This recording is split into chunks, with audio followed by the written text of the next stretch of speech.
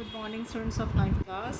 कैसे हैं आप सब लोग? उम्मीद है सब अच्छे होंगे, अपना काम कर रहे होंगे और गर्मी से भी बचे रहो और कोरोना से भी बचे रहो, घर पर रहो और सारी सावधानियां बरतो।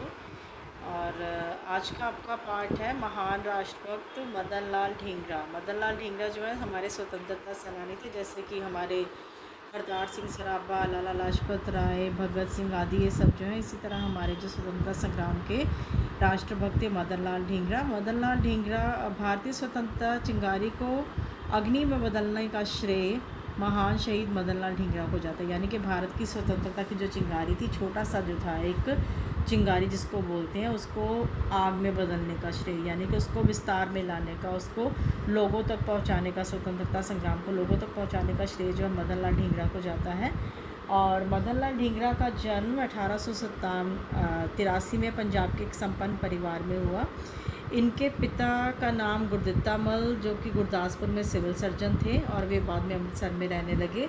अब जो मदन लाल ढींगरा शुरू से ही स्वतंत्रता प्रेमी थे, वे हर बात को तर्क के तराजू में ढूंढते थे। तर्क के तराजू में मतलब हर बात के पीछे वो तर्क ढूंढते थे। बचपन से कई ऐसी घटनाएं हुई जिससे कि मदन लाल ढींगरा के आत्मविश्वास को अभिव्यक्त करती हैं और वो अपने देश के लिए, देशभक्ति के लिए उन्होंने अपने सुख सुविधाओं को, सभी चीज़ों को छोड़ दिया। लाहौर कॉलेज में पढ़ते हुए उन्होंने देशभक्ति के कारण उनको कॉलेज छोड़ना पड़ा, क्योंकि वो देशभक्ति के नारे लगाते थे। इस कारण उस समय अंग्रेज़ों का राज था, तो उन्हें कॉलेज छोड़ना पड़ा।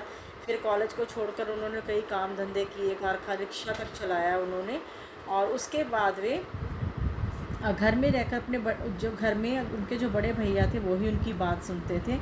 और इसी कारण से वे बड़े भैया के कारण ही वे उच्च शिक्षा प्राप्त करने के लिए सन 1906 में इंग्लैंड चले गए।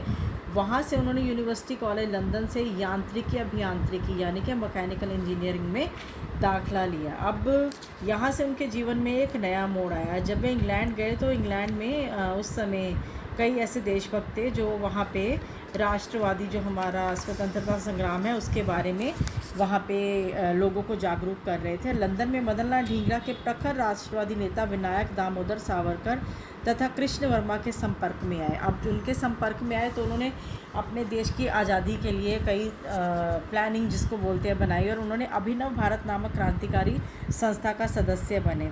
ये संस्था जो है राष्ट्रवादी विचारों के लोगों की संस्था थी और 1 जुलाई को राष्ट्रीय संस्था के सदस्य, इनमें अंग्रेज़ सदस्य भी शामिल थे, ये वार्षिक दिवस मनाने के लिए एकत्र हुए ये सब। अब इस समारोह में, उस समारोह में कर्जन वायली भी परिवार समेत आया था। उस समय कर्जन वायली जो है स्टेट ऑफ इंडिया का सलाहकार था।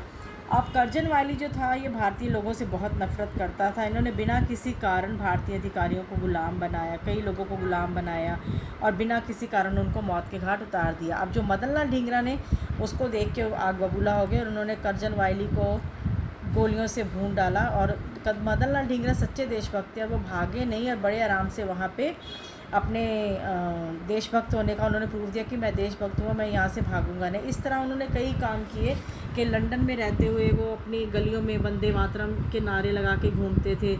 वंदे मातरम उन्होंने अपनी कमीज़, शर्ट के ऊपर लिखा होता था वंदे मातरम, अपनी किताबों पर नाम न लिख के वो वंदे मातरम लिखते थे।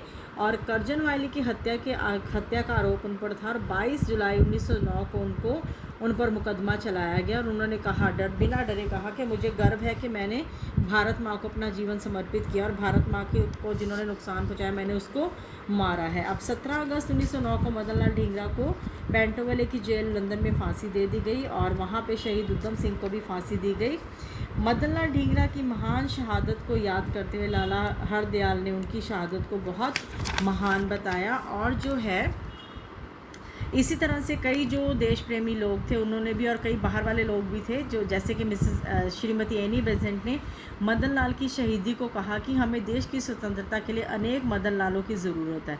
यानी कि देश को स्वतंत्र अगर कराना है तो मदन लाल ढींगरा जैसे जो देशभक्त हैं उन लोगों की ज़रूरत है। और मदन लाल ढींगरा ने अपनी जान देकर अपने देश को आज़ाद कराया। ब्रिटिश सरकार ने मदन लाल ढींगरा की देह को लावारिस करार देकर दफना दिया, लेकिन ब्रिटिश सरकार ने जब उनको फांसी दी गई तो उनकी जो डेड बॉडी थी उनके परिवार को नहीं दी और उसको लावारिस करार दे दिया। लेकिन बहुत उसके बाद अनथक प्रयत्न भारत सरकार ने किए और कई वर्षों बाद 13 दिसंबर 1976 को महान शहीद उधम सिंह की अस्थियां भारत लाएगी, उसी समय मदन लाल ढींगरा को भी जो अस्थियां थी वो ही मातृभूमि में लाई गई। तो ये था सारा मदन लाल ढींगरा के बारे में पूरा निबंध।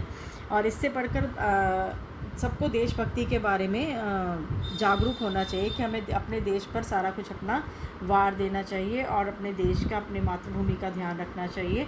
जिस तरह से मदन लाल ढींगरा ने अपनी ज़िंदगी की परवाह न करते अपने देश के लिए अपनी जान लुटाई, उसी प्रकार से आज के नौजवान को भी अपने देश के बारे में सोचना चाहिए।